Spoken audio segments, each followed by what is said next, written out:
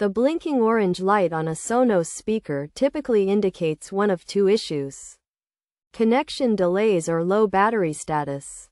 This problem can be caused by a variety of factors, including low battery, using an incorrect charger, or incorrect settings on the connecting device or speaker. To resolve the issue, it's essential to identify the underlying cause. If the problem is a low battery, the solution is to recharge the speaker through its USB charger or charging cradle. When the speaker is charging, the light will change to a solid orange color for 10 seconds before turning off.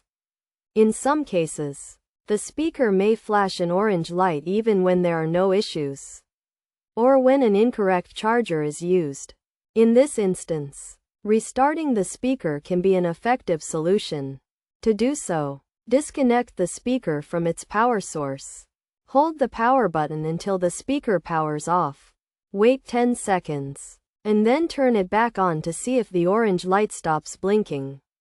If connection issues are the root of the problem, reconnecting the speaker to a stable power outlet, the correct Wi-Fi network, and ensuring the connection device, such as a phone, has the speaker set as its default device, can also resolve the issue.